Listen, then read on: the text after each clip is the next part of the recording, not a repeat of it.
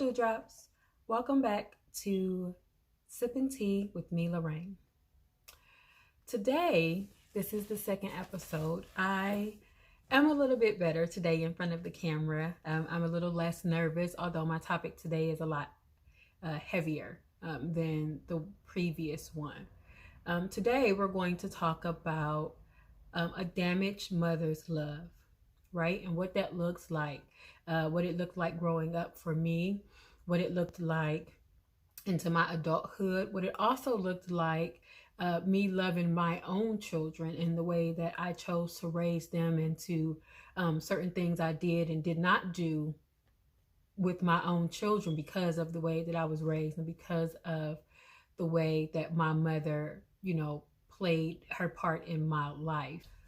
I read an article not too long ago, and it was saying how a mother's job, or a parent's job, period, but a mother's job is to simply raise her children to be adults that can stand on their own or take care of themselves, no matter which way the parent chose to get there. The different things that the parent chose to do throughout the child's life. We expect too much out of our mothers, our parents. Their job is simply to get us to be an adult, and that's it. And I thought about that for a long time. I thought about if I agreed with that and what parts of that did I agree with or disagree with. And all of our children and we as children are blank canvases, right? We look to our parents for love, support, guidance, protection. Those are the things that we believe our parents are responsible for while we're growing up, being taken care of, being fed, being clothed, being loved, being secure, and knowing that, our parents were going to take care of at least our basic needs. After really thinking about what that statement was truly saying, I've come to the conclusion that I don't agree with the fact that that is the parent's only job, is to get the child to be an adult, and that's it. When you have parents or mothers who are damaged themselves, who are hurt themselves, those things oftentimes come out in the way that they parent their own children. Take, for instance, my mother. If you watched the last video, you knew that my mother was addicted to drugs. She was also in and out of jail because of those drugs, because of different situations with those drugs, stealing, different things like that. And my mother was neglectful. And so growing up, my normal basic needs were not met. It would be times where she would leave. At 6, 7, 8 years old, I was basically a latchkey kid by myself because my mother would not be home, or she would be gone for, I'm sorry guys, I'm just trying to keep the tears away. Okay, so my mother would be gone oftentimes, and so I was basically left to kind of raise myself. After my mother had got out of jail, when I was 6, we had moved away from my aunts and cousins, and so we were staying with someone my mother said was a friend. And so we were staying with him, and it was basically a efficiency suite. It had one big room for the bedroom and living room combined, and then it had the kitchen, a little kitchen, and a bathroom. And so we stayed with him for a while, and my mother will oftentimes be gone, and he worked, so he would be gone all the time as well because he was working. And I was often left alone by myself. I would go to school. I would get myself up in the morning. I knew that if I didn't make it to school that day, I would not eat because there was no way for me to guarantee that my mother would actually be home when I got home. Or if she was home, that she would even be in a stable enough mood to be able to care for me, to feed me, to take, make sure I had clothes clean for the rest of the week. So oftentimes I went to school with dirty clothes, hair uncombed, but I got over the fact of being ashamed of going to school this way because I knew if I didn't make it to school, I would not eat for that day. Because of the neglect that I suffered at my mother's hands, my mother was also emotionally abusive, as well as sometimes physically abusive when she was, fiending and she couldn't get a fix. And I was basically being a child asking too many questions. Well, Mom, I'm hungry. Well, Mom, I don't have clean clothes. Well, Mom, can you do my hair? These were everyday normal things, but for her, it was a lot of pressure because she didn't have a fix. She wasn't high and she was in need of drugs. I loved my mother with my whole heart. There was nothing I would not do for my mother. I went to school daily and lied for my mother because I refused to let anyone believe she was a bad mother, and I refused to let anyone, put her down or say anything bad about her. I would get into it with teachers when my mother would not show up to open house or parent teacher conference, and they would say, well, your mother is being neglectful. And I would say, no, she's not. She's just sick. And I made a million excuses for my mother's behavior and her absenteeism and the reason why I was always hungry and was dirty and never clean.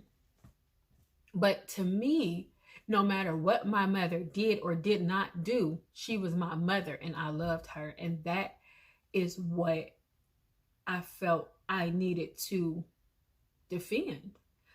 I loved my mother because she was my mother. And there were good times when my mother wasn't high and when my mother was clean, and I was sick and sad, and my mother would, no matter what time of day or night it was, she would go outside. I loved to see her. She was like a Gabby Douglas when I was growing up to me. She could tumble and she could flip, and she would do cartwheel after cartwheel down the street for me, even under the street lights, because it made me feel better. So I'm not going to sit here and say that there was no good times with my mother. There was. And I remembered those good times, and those are the things that I held on to when things got bad in my house. Another wonderful memory that I have of my mom, when I was sick, she would go to the store, and oftentimes she would, if she didn't have the money, then she would steal the lemon and the peppermint stick. But she would take a lemon and a peppermint stick and she would slice it open for me, and she would put the peppermint stick in the lemon like a straw. And so I had terrible laryngitis growing up. My tonsils has always been extremely large. They still are. I refuse to let anybody take them out. So I still oftentimes deal with laryngitis. But when I would be sick, it was almost a guarantee I would get laryngitis. And so she would take a lemon and put a peppermint stick in it, the long kinds, and then I would suck through the straw. And because I'm sucking the lemon juice through the peppermint straw, it was sweet and it helped, my sore throat tremendously. And so these are the different things I remember about my mom growing up, and the good things, the good times that we have. And sometimes we would laugh and she would watch cartoons with me. And my favorite cartoon at that time was Batman. And she was like, you're a girl. I don't know why you love Batman so much. But even as a young child, 7 and 8 years old, I adored Batman. When I turned 8, my mother met a man. I will not say his name here because names have power, and I will not give him any power ever again in my life. So she met this man, and my mother was happier. She seemed more like the mom that I always wanted. What I did not know was that this man he had a lot of money, and so he would constantly supply my mother with drugs and alcohol. And so she never got to the point where she was angry and agitated anymore, because a fix was always available whenever she wanted it now with this man. And so I have a wayward lock. Sorry guys, I don't know. They want to do what they want to do. So so she was like the dream mom to me. And I often think that my mother had mental illnesses that never was diagnosed. You know, back in those days, it was, you know, oh, this is just, she's not crazy, or, you know, they're not crazy. This is just how they are. But I do believe that my mother did have some kind of mental illnesses growing up, because her mood swings would be all over the place. And I think she started using drugs as a way to self-medicate, as a way to mellow herself out. Later on in life, she did get diagnosed with bipolar disorder. But as a young child, I didn't know, you know, that my mother had some kind of mental illness or mental disorder. I just knew that, you know, my mother would be nice one day and mean and angry and violent the next. Those are the things that I knew. And I think that's what any child would know, you know, at 6, 7, 8 years old. We didn't know any better then. And so he supplied her with a constant array of drugs. And so my mother was nicer to me. She, you know, made sure my hair was combed. He would come and he would pick us up, and she would make sure I had on clean clothes. And the very first day I met him, I did not like him.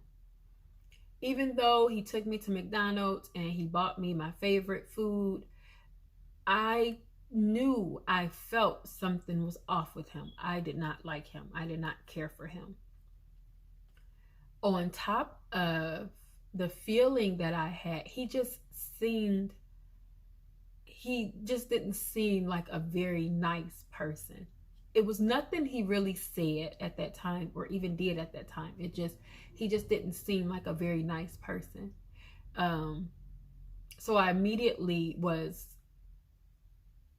turned off by his presence. I wanted my mother the way that she was, but I didn't want him to come along with it, if you understand what I'm trying to say. So he would come and pick my mother up oftentimes when I got out of school, and they would make sure I had food. And sometimes they would go off by themselves, and then other times they would take me with them. Like they would take me to the park and different things like that while they got high in the car. I was old enough to understand and know exactly what they were doing, because I had caught my mother doing drugs multiple times before. So I knew exactly what was going on and what was happening. But I was happy in a sense to still be able to spend some time with my mother, whereas previously she would be gone for days at a time and I would never see her. So just her presence more in my life was, you know, a positive thing for me at the time, or at least I thought it was. So about 6 or 7 months after they had been together, he became very violent. Him and my mother would get into arguments, and he would hit my mother. And even if I was in the car, you know, I would hear them arguing and fighting, and, you know, that was scary for me. And I didn't want him to harm my mother, so I would always try to come to her defense. And so they started leaving me home a lot more as they went out by themselves. One day, I will never forget this day. One day he pulled up. Me and my mother was walking back from the corner store, and he pulled up and he was yelling and screaming about something. I want to say that she had stole from him, and he was angry, he was pissed off, and he was upset, and he was going off. And he put a knife on my mother and told her she better get in the car or he was going to kill her. And I was terrified. I hurried up and ran to the car to try to get in the car, and he made me stay. He would not allow me to get in the car.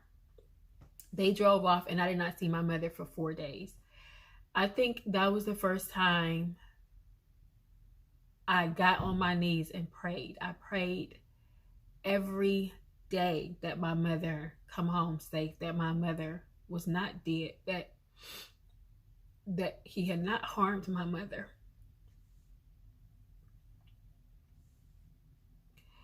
Because my mother was addicted to cocaine, she would sniff a lot. Her nose always would run, so she would sniff a lot. And I remember, I'm sorry.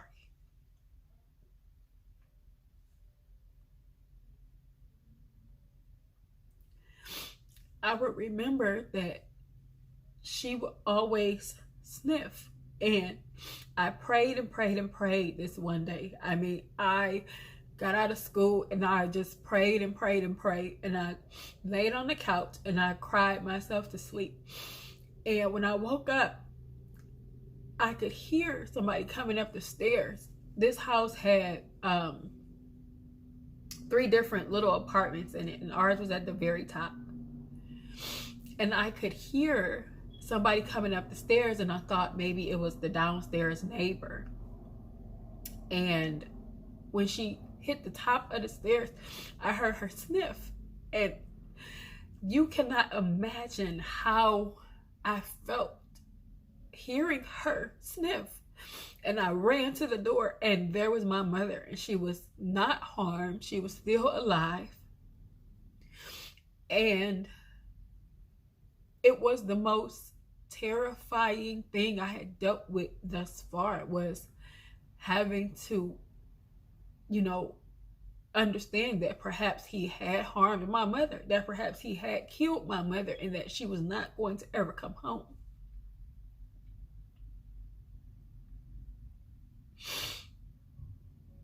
I am so sorry, guys. After that, my mother kind of stayed home a bit with me for a while, and things kind of settled into some kind of rhythm with us. She would be home when I got out of school, and she would see me off to school, and so things were great for a little while after that. And I think during that time is when he asked my mother for me. He told her that he wanted me sexually, and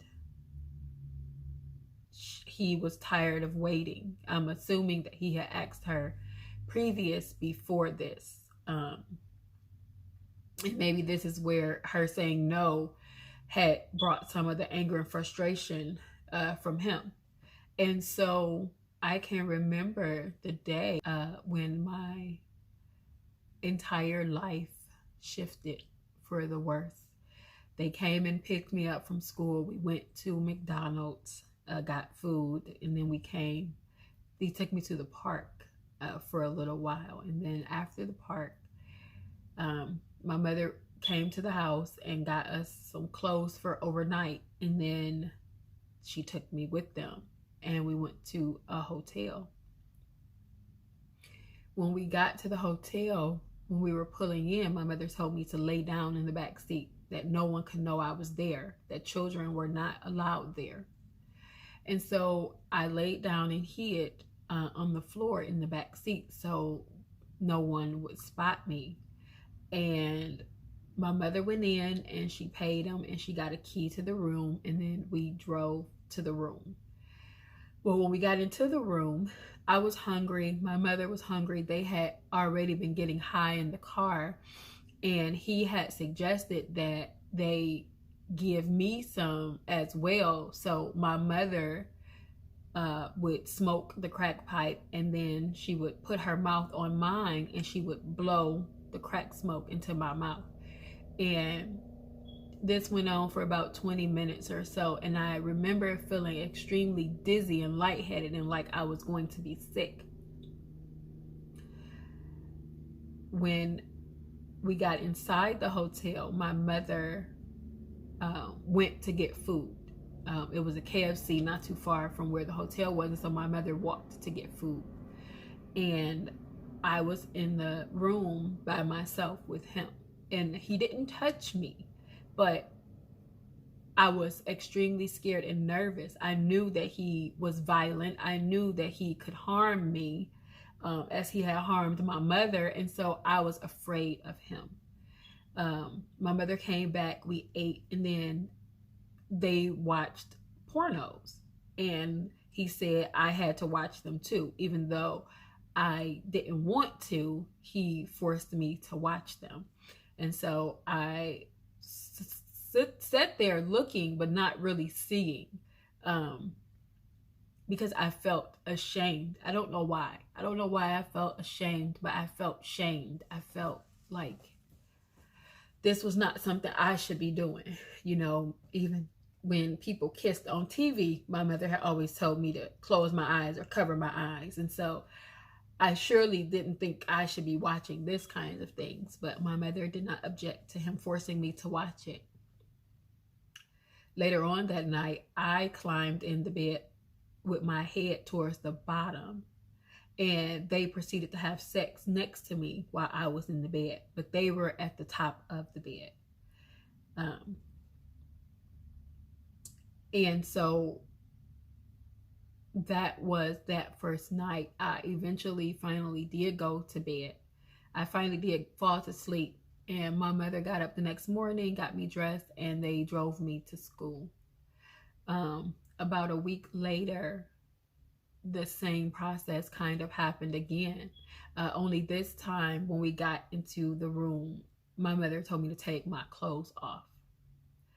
And I didn't understand why I needed to take my clothes off. And it was a man in the room. And she said, you have to take your clothes off. And at the time, I didn't know if my mother was afraid or not, but I wanted to truly believe in my heart that she was afraid, and this is the reason. She was afraid of him, and this was the reason that she made me take my clothes off. He proceeded to, once I got in the bed and they turned the pornos on, he proceeded to remove my underwear, and he proceeded to rape me. My mother held my hand that first time through this traumatizing encounter. This will happen many more times. And each time my mother would become colder and colder. And so she would no longer hold my hand through this process. And one day he demanded that she participate. And she did. My mother participated in sexually assaulting me. And it was not until I was 30 years old that my therapist said, have you ever been to incest therapy? And I looked at her like she had 20 heads. I said, I don't need incest therapy. And she said, you do. You truly do. Because although you've dealt with the rape part and the shame of it, you have not dealt with the fact that this was indeed incest. I recoiled and rebelled against the idea. And so I didn't actually seek therapy for incest until about 3 years ago. I will talk more about therapy on another video, because therapy really did help me see a lot of things that I did not see beforehand. I would get removed from my mother not too long after this, just a few short months after this, for neglect. I had a teacher at school who had been watching me for a long time, and she would remember how I said it's always somebody put in your path to help you. She was the person that helped me. When I would come to school, sometimes I would be late. She would hold breakfast for me. She would have breakfast in her room waiting for me. And she would go through the lost and found all the time and pick out things that I could fit. And at 9 years old, I was barely 45 pounds. I was extremely small and malnutritioned and underweight. And so she would pick out things that the kindergartners and the first graders could wear that they left behind and give them to me so that I could have some kind of clothes clean to wear. And oftentimes she would take those clothes home and wash them, and then she would bring them to me so I would have clean clothes. So I would get to school and I would change into clean clothes. And she was a godsend to me, especially during that time. Eventually she called Children's Services to report the neglect, and I was indeed removed from my mother's home. That is the only action I think that would have stopped the sexual abuse from continuing. I did not feel like there was going to be an end in sight, and he often threatened me that if I ever told anyone, he would kill me and he would kill my mother. And he knew that I loved my mother, and he knew that I would do anything for my mother because I loved her. And he used that love against me, to do things to me, to take advantage of me, to mentally and emotionally abuse me. And when I disobeyed, and when I cried or I hid from him when he would come get me, my mother would oftentimes be harmed. He would be angry and upset with my mother. He would often strike her because he was angry and upset. So I've said all of that to say this. Although my mother have made some terrible, awful mistakes in her life, as an adult, I can look back and see some of the reasons why she did some of the things that she did. But the fact remains that because of the things she did, I governed my life and my children in a completely different manner. I was so focused on not being my mother, on not harming my children, on not neglecting my children, I smothered them. And although now that they're older, our relationship is a lot better, and I've grown a lot. But I grew up with my children because I was only 17 when I had my son and 19 when I had my daughter. You know, there was a lot I still had to learn. There is no handbook on raising children. And so my only guide was to be 100% opposite of my mother. I wanted to be loving, and I wanted to be affectionate with my children, and I wanted to protect them and to provide for them. And so my children do not know what it means to want or need anything, because I've always made sure that those needs were met in abundance. And as they got older, I realized that giving them everything that they wanted was not the way to raise productive, healthy children. And so it took a lot for me to, turn that around and to start actually raising them to be successful people when they grew up and when they grow up. And, my son, he'll be 18 next month. And although my parenting skills are not perfect, I don't think any parent is perfect. With each subsequential child, I have gotten better. I have learned. I have grown. And so now, I parent my children with an equal balance, whereas before I didn't know how. I didn't know that balance was needed. I just knew that they needed to be loved, taken care of. They needed to be protected above all. And a lot of people have said I am way too protective of my children.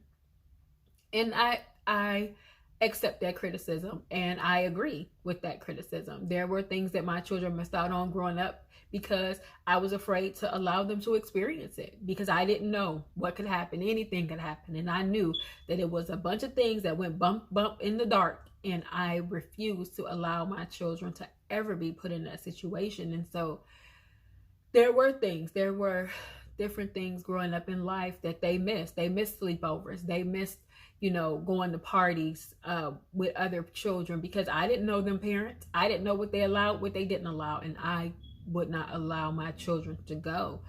Even now, I don't allow my children to go with parents, and I don't know. And so they have missed out on a lot, but they've also been exposed to a lot, because I have made it my duty to supplement them not being able to go to different places with doing things with them, with providing them with experiences, so they're not missing out on being children. But there were aspects of their social development that were hindered because of my over possessiveness, because of my fears that something will happen to my children outside of my care or outside of my eyesight.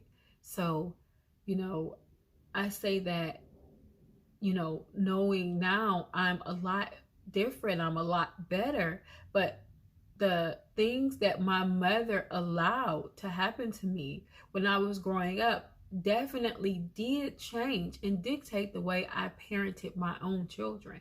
So while, yes, parents may, their job is to make sure that you raise, the children to adulthood, their job is also to make sure that they are well-rounded and protected and cared for and not abused emotionally, physically, sexually. A parent's job is to protect their children at all costs, no matter the cost. And that's just my opinion. And so, do I love my mother? Yes, I absolutely love my mother, even to this day. And me and my mother is in a constant state of growth. We are constantly, working on our relationship, setting boundaries for our relationship, and, growing. And she has an amazing relationship with my children. And they say these generational curses. My grandmother was very abusive to my mother. I remember being 4 or 5 years old, and coming into the kitchen and my grandmother yelling at my mother and calling her all these names, and my mother standing in the kitchen doorway crying, and my grandmother, still being verbally and emotionally abusive to her. And my mother said something, and she said, "I don't know why you do this to me or treat me this way." And the next thing I knew, my grandmother had picked up a cast iron skillet and had slapped my mother in the face with this skillet. And of course, I was screaming and crying, and I was frightened because my mother had just been harmed. And so, although I know that my mother went through hell growing up in her own household, I also know that there comes a time when you're an adult that you're going to say enough is enough, and I'm not going to subject my children to this crap that I was subjected to as a child. And my mother did not make that decision, and my mother did not fight against the things that she had been through and the things that she had lived through that she thought were perfectly normal, which was, obviously dysfunctional and very, very abusive. So there was no, positive lessons at all in her upbringing. And so she chose to bring the negative into upbringing me. And that was the biggest thing that I made sure that I stayed clear away from. I showed my children how much I loved them, by how much I, was there for them, how much I protected them, how much I cared for them. And, generational curses are very real. I know that they are. But a damaged mother's love can do more damage if she allows it. I was a damaged child. I was a damaged adult. I am still healing from things that happened to me when I was younger. But what I did not do was cause damage to my own children, because these are things that happened to me. Have you broken your generational curses? Have you exposed your children to those things? How can you change? How can you fix the things that you have done? Is there a way to fix it? Is there a way to mend it? We've all made mistakes as parents because none of us are perfect, and there is no such thing as a perfect parent. But have you forgiven your own parents for the things that they did and did not do? My father was incarcerated almost my entire life. And I realized I had to forgive him for not being there, for being incarcerated, for doing the things that he did to cause him to be incarcerated, and therefore left me alone with a mother who was addicted to drugs and possibly had bipolar disorder. I had to forgive him for that. Have you forgiven those who have hurt you? How? Why? And if so, if not, why not? One of the most amazing and healing things I have ever heard is that forgiveness is for you, not for them. Forgiveness is for you. Without forgiveness, you cannot grow. You cannot continue to become the person that you want to be because you have too much stuff holding you down, dragging you back. Have you dealt with your past? How are you dealing with it? Do you need help dealing with it? Do you need resources? If so, there are a million resources. I have an entire list of resources. If you need help, if you need resources, just comment down below and I will make sure to get back to you with everything that you need. Also, comment the state that you're calling from, or I'm sorry, that you live in, so that I'll know which resources to send your way. Thank you all so much for tuning in to the second episode of Sipping Tea with me, Lorraine. This episode was heavy. I know it was, and I do thank you guys for sticking with me until the very end. I love you all, and until next time.